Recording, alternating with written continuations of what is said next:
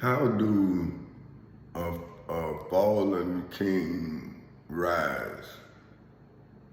And how would a fallen king's rise look to the people who I don't know if you want to say blessed enough to live during the time of the rise, right? Like, if you know what is already, then shouldn't you make what should be what you know, right? Like, because I'm reading the Bible now, right?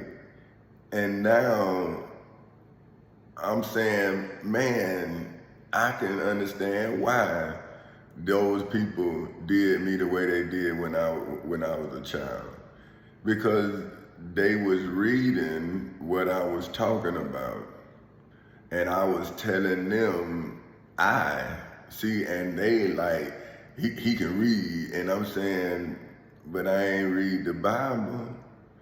See, so this is what I'm saying, like the second time around, which is okay, the second coming, right? Right? Let me see. This is what I'm saying. See, we talking about Jesus' second coming, but what I'm saying is, what about the second coming of the truth?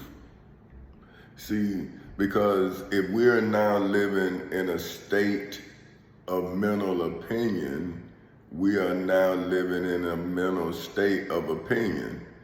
You see what I'm saying? So when do the truth set us free from an opinion? You see what I'm saying? So now if we live in freedom based on a religious opinion, isn't that why we financially poor? Because we spiritually investing as well as mentally investing, as well as physically investing in a spiritual opinion. See, so if you don't turn what you know into something valuable, then when will you ever see value in what you know?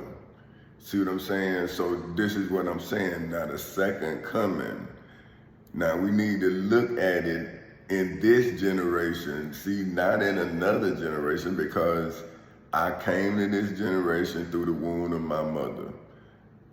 On January 8th, 1969, right, at 2:20 in the afternoon.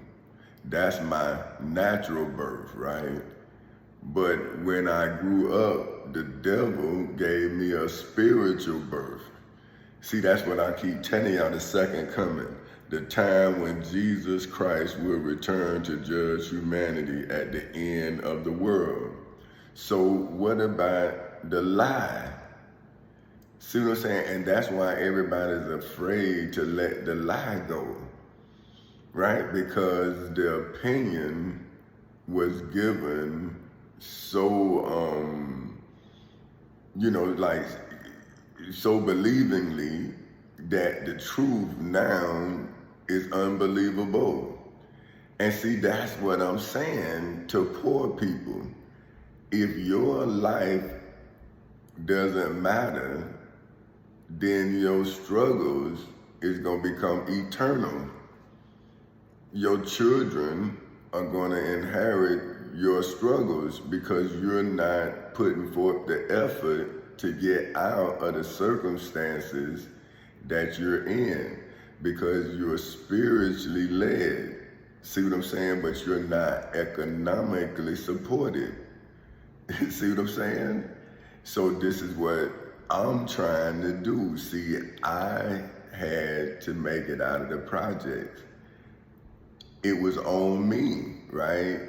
And because of what, people was teaching me, I couldn't see where I could make it out of the circumstances if I listened to them. And I'm saying this was ever since I was a child. So see, I'm saying, now that I have time to really reflect on my life, right, I can now understand the judgment But I was never judging. See, I was running from the judgment. See what I'm saying? I was a kid. You kept whipping me in the name of Jesus. See, so look, you are the second coming of Jesus Christ. But what about Jesus of Nazareth of Galilee? See, that's why I asked one of my cousins, I said, which Jesus do you follow? And I mean, this might have been about 12 years ago, right? And I said, which Jesus do you follow? Jesus of Nazareth of Galilee or Jesus Christ? And he said, both. And I'm saying, well, how can you follow a physical being that was crucified?